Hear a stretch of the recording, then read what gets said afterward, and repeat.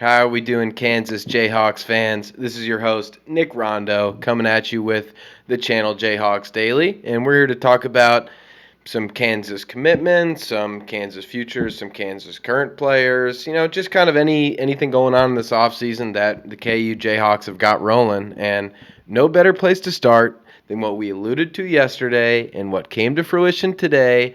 I hope everyone tuned in like I did.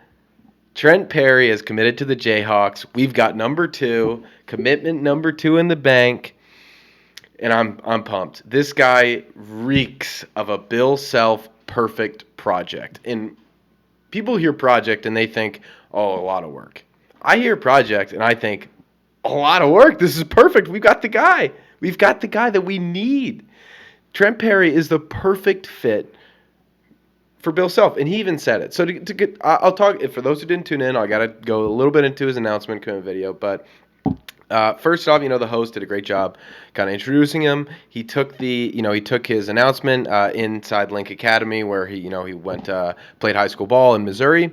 He had his mom, his dad, his twin sister, his teammates, coach from when he was 4. He said his high school coach, everyone who really meant a lot to him, all surrounding him, and like everyone's been doing recently. I guess the hats, still a thing, but just pulled it open like Superman, and the KU Jayhawk was popping out, and you could see the excitement just on his face also, and kind of his answers really rang perfect to me. Just this is exactly what you want to hear when you get a commitment. And yeah, everyone's gonna say, "Oh, well, it was them the whole way." I know. No, this guy, he's very honest and open. And first, he talked about Coach Self. He talked about one thing is Coach Self does is he developed players to get to the league.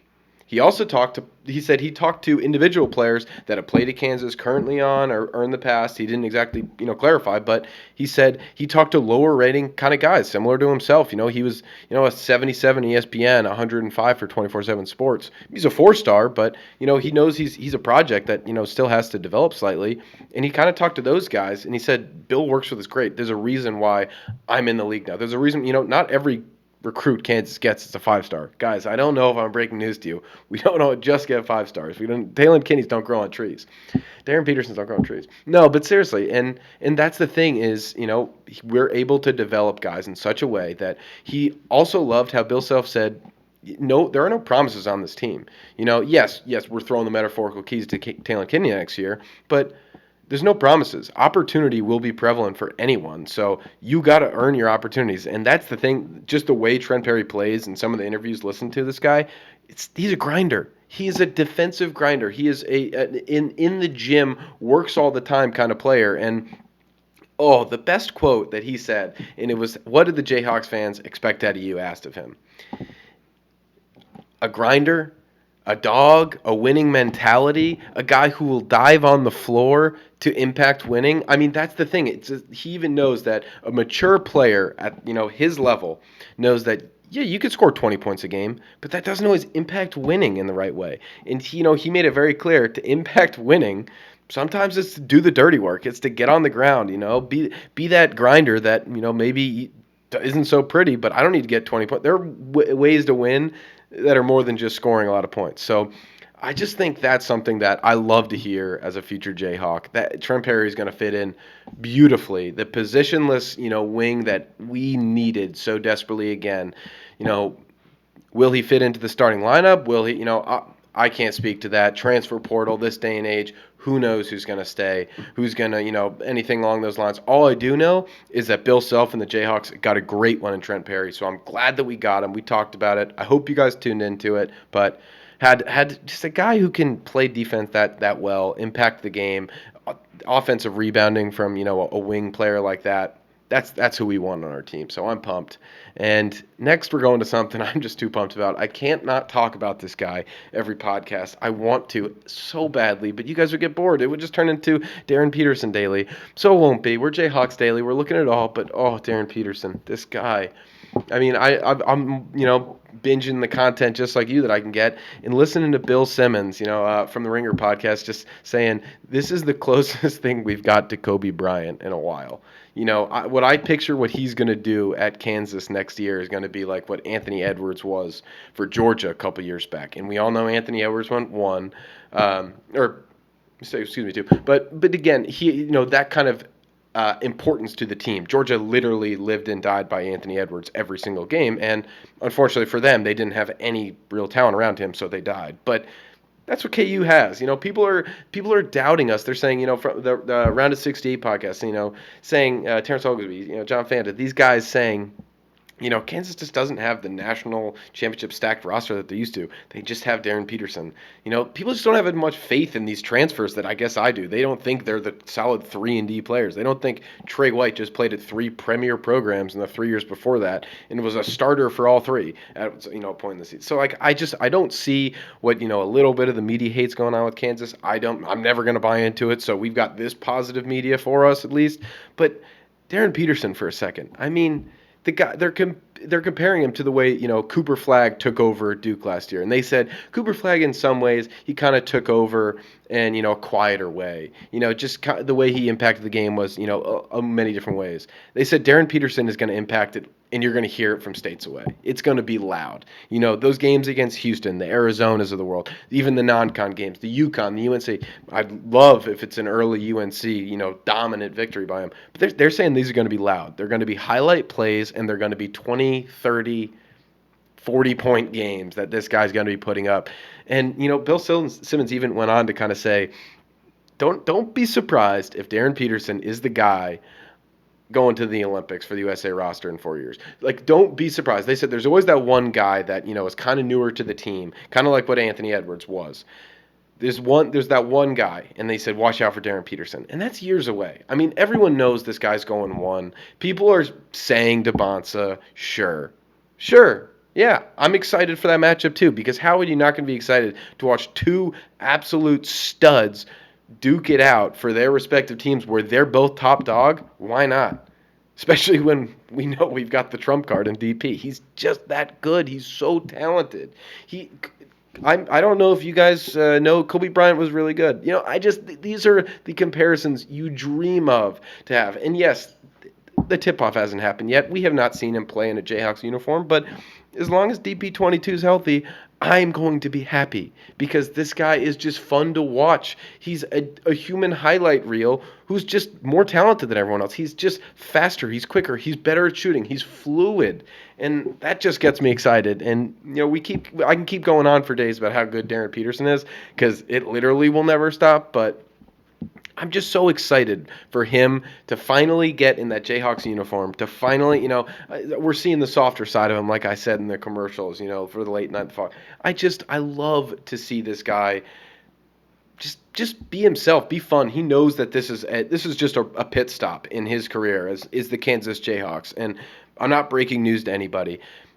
10 months, he'll be at KU, he'll work, and then he'll get drafted, and he'll be great in the NBA, and he'll keep going on. But he's never going to forget the run that he had with this Kansas Jayhawks team because everyone's bought in. Everyone knows he's top dog, and we are doing everything we can to work around this guy because he's going to make everyone else better. And that's what I think, people don't always realize is a real star isn't just how well they play, it's how well they're going to make everyone else play. And Darryn Peterson is going to draw some double teams. Boy, is he going to draw some double teams. And he's going to pass out of them. And he's going to split the defenders to get through them. And he's going to have a lot of highlight dunks. So keep your Sports Center on watch for, from November to March, because that's when he'll be April, because we'll be playing into the national championship. But that's what I love out of Darryn Peterson. So DP22, you're always going to get a shout out on this pod. And next we're going to talk, a little bit about next year, maybe the next domino to fall. And like I said, Talon Kinney did say a couple of things. He said, I know someone's coming. He said, I got to talk to Tyron Stokes and I got to talk to DaVon Atkins. And so DaVon Atkins I really hoping this guy could be the first center of the class. I'd say that probably about every guy I'm talking about on this pod. I hope they're going to be the next. But I love DaVon Atkins. His tape just reeks of a player that is intimidating in front of the rim. Somebody who will not get scored on and who will score at will. And so I'm just excited. So DaVon Atkins, we talked about him a little bit last week, but just to refresh and kind of get back into it, 46 for ESPN, number 34 in the 24/7 Sports poll, a 4-star big man, originally from Glen Heights or Dallas, Texas area. And, he played a prolific prep. And so that's just where our boy DP just came from. So, we do absolutely love that prolific prep, maybe a pipeline, maybe something like that. Just the development of these kind of players. But he's just the motor in this guy. I mean, his post up. It's not just a post hook. It's a post rise up jumper too. It's the finish. I do think he could have to work on the drop step a little bit. He is 6'9", that little undersized center. So he's got to be a little bit craftier with his feet if you're gonna get it over a 7-footer. But he's got a 7'2" wingspan, and like I said, it's his defense that really gets me going. I mean, you cannot get a shot over him. You cannot get a shot past him. He will pin you against the glass. He will send it back into the third row if you're driving on him. Like, just anything about this guy, it's at a high level, and it's because of his motor that has clearly done it. In the last pod we talked about it, he gets in a circuit. He had more offensive rebounds than defensive rebounds in a game, and people may attribute that. Oh, that's poor effort on the defensive glass. I don't think it's poor effort. I think it's an incredible effort on the offensive glass that he just happened to get more there. Like, it's not causation. Come on now. But that's the thing is DaVon Atkins is going to be a dog. It's just who he's going to be a dog for. We're really hoping it's us. But the reason we're bringing up DaVon is because he's making his commitment. Sunday, we'll announce at halftime of the Dynamic Prep versus Notre Dame game that's going to be on at 9 p.m. Eastern Time Sunday on ESPN. Might be ESPN2, but he's going to do it at halftime, and he's in between his top three, and that's going to be Rutgers, Houston, and Kansas. And we've talked a little bit about the Kansas. We're talking about how, he might fit. But these are the things, these are just quotes. He's not said it specifically about any one program, but just kind of what he's taking into consideration for his recruiting campaign, if you have it. He wants a place where he can develop, where development is key. And development is more than just basketball development. He wants a place that also takes into consider a nutrition plan, mental health for players. I mean, we're in this day and age in 2025. Everyone knows how real mental health is. And obviously everyone in college athletics, and all athletics pretty much all around are doing everything to make it, possible to have, proper personnel helping out these individuals, whether it's, trainers, therapists, physical therapists, all these things, we're giving the assets. And one thing I do know is KU, the athletic program, the KU alums, donors, thank you, David Booth.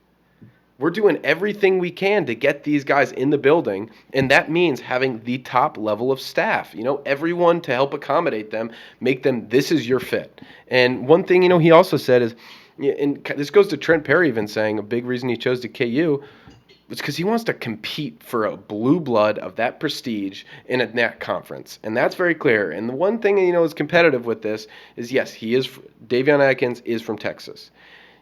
That is close to Houston. It is, technically. Technically, University of Texas is closer to where his hometown is, but you already got scratched off the list.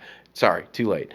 But that's the thing is, it's not just about proximity. It's also about what they provide for you. And he did say, competitive atmospheres and, conference tenure. Houston falls in that category. Rutgers, Big Ten basketball is great, but how competitive have they been? How did the Ace Bailey, Dylan Harper team go? 500? Was it? I don't know. And those are two great players, and they're going to be great players in the NBA. And Rutgers obviously has a chance. I'm not saying they don't. If they get them, look at me. I'm the clown. But, they're developers of talent at the end of the day. Those two guys just went lottery, top 15 picks. Dylan Harper, obviously, everyone saw in the NBA draft, top 2. These are talented players. And so, anyone's going to develop. Houston's definitely pulling the proximity strings to home. They're also pulling the big one is easy path to play. Yes, we've got Bryson Tiller. We've got Mbaya. These guys who we're hoping will stay on to the next year. Maybe Flory, who knows. But, Houston might have an easier path to play. Tugler will be gone. And also, it is kind of tough not to think that DaVon Atkins does remind you of a kind of a Houston byproduct. The Jarris Walkers of the world, the Tuglers. These guys are a little bit undersized and are just absolute grinders. They work well. Quick post hooks, but he's got a lot to develop. He's great within 5 feet of the rim. Can he expand? Can he stretch the floor? And, at 6'9", you hope you can stretch the floor a little bit more. So, like any other 4-star, and, like any player that goes into college basketball and athletics in general, you got to be open and susceptible to developing. And we all know Bill Self's one of the best at doing that. So I'll be tuned in this Sunday, ESPN, 9 p.m., halftime of that game. He will be announcing his commitment. We're in the warmer category for 24/7 sports. So, I'm not saying it's us. They have us as a favorite. I'm never considering that to be, the real crystal ball, not just their alleged crystal ball. But I'll keep tuned in. We'll talk about it hopefully next week. If he doesn't commit to us, maybe we won't talk about it. Who cares? But we're pumped. We want DaVon Atkins. We got Trent Perry. I love Darryn Peterson. Everything about KU basketball is coming up. I'm so pumped. We are a month away now. We're getting days and days closer to getting that. But I appreciate everyone for listening. I appreciate everyone like, comment, subscribe. We just got over 100 subscribers. Thank you guys so much. So I just really appreciate you. And at the end of the day, go Jayhawks, baby. Rock chalk.